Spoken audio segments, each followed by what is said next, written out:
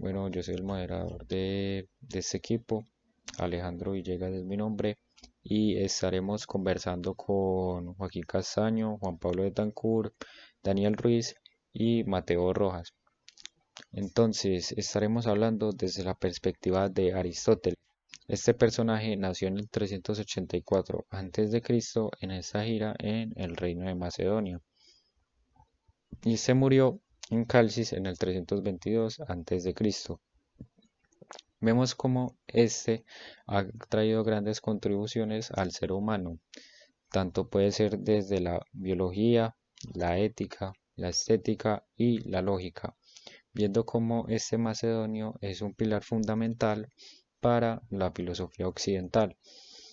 Pero hoy nos estaremos centrando en la determinada lógica analítica por Aristóteles, el cual este es un análisis del proceso del pensamiento, el cual nos ayuda a razonar y a expresarnos desde nuestro lenguaje. Pero bueno, ¿desde qué texto estaremos hablando? Este lleva el nombre del órgano. Es una compilación de obras que han sido recolectadas por Andrónico de Rodas y fue nombrada con, con su título en la Edad Media, con el órgano. También podemos observar que a través de estas obras él nos lleva, de acá sale lógica, la lógica aristotélica, la cual nos lleva a analizar diferentes argumentos y analizar su validez. Pero de todas estas obras, ¿en cuál nos vamos a estar enfocando? Nos vamos a estar enfocando en la obra de la interpretación, la cual vamos a tomar los elementos de las estructuras de las proposiciones y cómo éstas llegan a tener un valor de verdad. Yo creo que ya podemos empezar con la dinámica de nuestro conversatorio y muchas gracias. Para esta tertulia, yo como moderador no espero interrumpir mucho a nuestros participantes. Entonces, yo empezaré con una pregunta y ya ustedes empezarán a complementar o si algo que no entienden se la preguntarán a otro participante. Y entonces muchos estarán preguntando cuál es la pregunta y es la siguiente. ¿Qué es un nombre para Aristóteles? La definición de nombre se ve explícitamente en donde éste lo cuenta en el organón como un sonido significativo por convención sin indicar tiempo, y ninguna de cuyas partes es significativa por separado. Pero ¿sabes qué? No me queda como claro eso del significado que se establece a través de la convención. Me agrada que preguntes. Mira, te lo voy a explicar de la siguiente forma. Lo que implica esta condición es que se puede cambiar a voluntad los nombres. Y al poderse designar cualquier cosa, esto provoca que haya un número infinito de nombres para cualquier cosa. Y esta convención es arbitraria debido a que el hombre es quien decide el nombre de cada elemento. Sí, sí, sí, me hiciste acordar. Y además Aristóteles hace alusión a esto como que ningún nombre es por naturaleza, sino como cuando es un símbolo. Pero es importante abordar qué es esto del símbolo. Para Aristóteles, el símbolo atribuye al signo lingüístico, es decir, este sería lo que nosotros expresamos a través del lenguaje verbal. Eso es correcto. Y en el libro él nos muestra un gran ejemplo del nombre desde el contexto en el que ellos vivían. Ah, sí. Él nos enuncia, él nos enuncia una palabra como calipos, en donde si separamos las sílabas, esta no tiene ningún tipo de sentido. Y añadiendo lo que decís, para que se llegue a indicar algún tipo de tiempo, tendremos que usar el verbo por excelencia, el cual es el verbo ser. Pero vemos una gran similitud entre el verbo y el nombre. Como lo habíamos mencionado anteriormente, ninguna de sus partes tiene significado por separado. La peculiaridad del verbo es que éste establece un tiempo. Eso me parece demasiado interesante. Y además hay que saber que al juntar estos dos componentes generamos un enunciado. Es correcto. Un enunciado es un sonido significativo y cualquiera de sus partes es significativa por separado como enunciación. Esto en cambio nos lo llega a explicar con un ejemplo, el cual es hombre. Exacto. Y dice que significa algo, pero no que sea o que no sea, como lo dijimos anteriormente. Hombre solamente sería una simple enunciación, aunque sería una afirmación o una negación si se añadiera algo. Y a este algo se refiere al verbo. Así es, y esto tiene un nombre cuando se hace esta composición del verbo. Y añadiendo ese al enunciado, se llama un enunciado asertivo singular. Pero ¿sabes qué tiene de especial este enunciado? No es solamente esta composición, sino que a través de esta tenemos que formar un sonido significativo acerca de si algo se da o no, con arreglo a la división de los tiempos, es decir, si se encuentra en presente, pasado o futuro. Entonces, cuando algo se da o no se da, lo nombraremos afirmación o negación. Pero, pues, en qué es que se diferencian? Mira, la afirmación es la aserción de algo unido a algo, o sea, es la relación que puede haber entre dos nombres, y la negación es todo lo contrario, o sea, que es algo separado de algo. Entonces, por ejemplo, una afirmación sería: el hombre es un ser racional.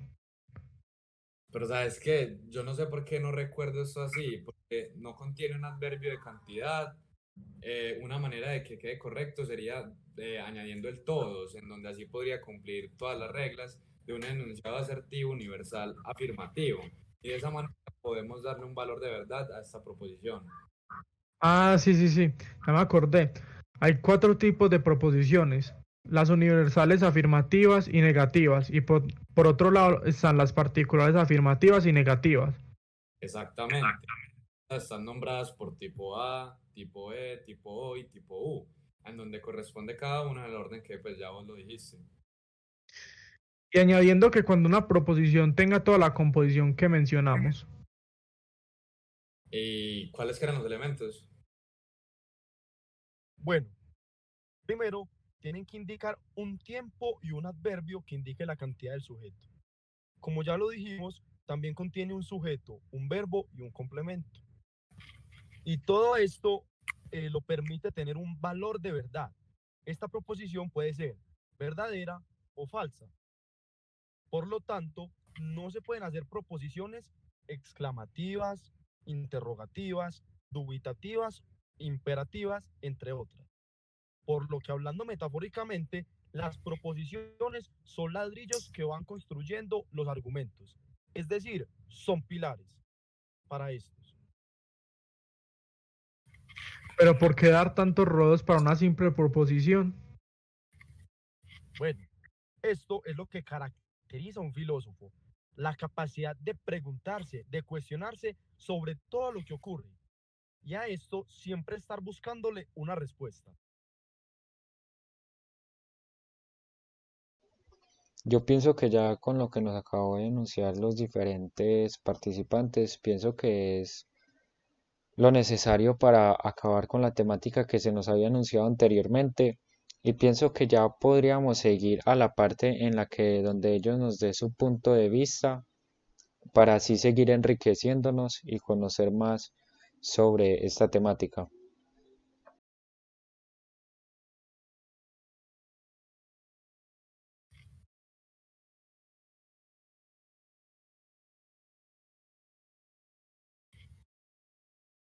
Bueno, la verdad, pienso que hoy en día nosotros desde el lenguaje somos como muy similares a Aristóteles.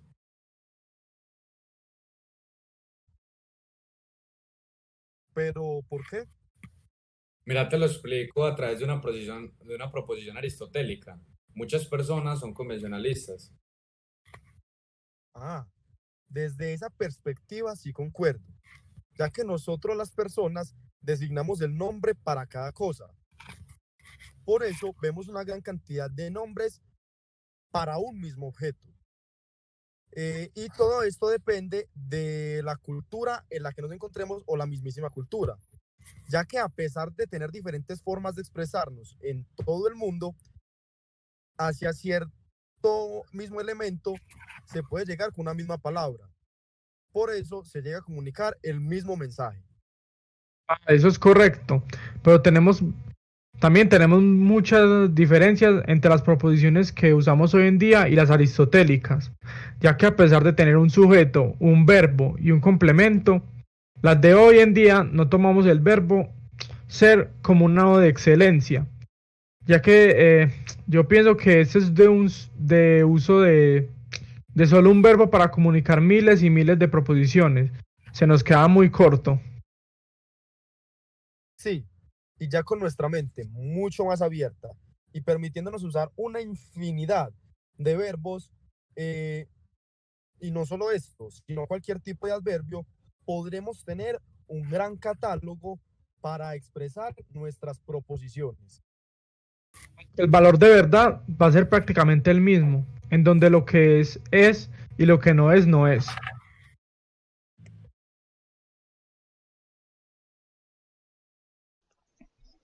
Yo creo que ya con lo que hemos visto en esta tertulia hemos llegado como al objetivo que estábamos buscando y era mostrarles cómo una gran parte de la población se inclina por el convencionalismo. Pero esto, ¿por qué lo decimos? Porque a pesar de la gran cantidad de jergas que hay por todo el mundo, eh, a través de estas diferentes expresiones siempre se puede llegar como a un mismo mensaje. Y también queremos añadir a esto que para darle el valor de verdad a una proposición se tiene que ver si algo se da o no se da. Desde este punto de vista le podríamos dar un valor de verdad, desde la observación. También vemos que la estructura de las proposiciones nos han ayudado a nosotros para generar un sonido significativo, para que en realidad sí se dé un mensaje. Pero ya no estamos como tan cerrados en lo de Aristóteles que tomaba un verbo como excelencia y como tal ya podemos tomar muchísimos más elementos que también nos enriquecen nuestro lenguaje. Y pienso que esto sería todo por hoy y muchísimas gracias por escucharnos y los esperamos pronto.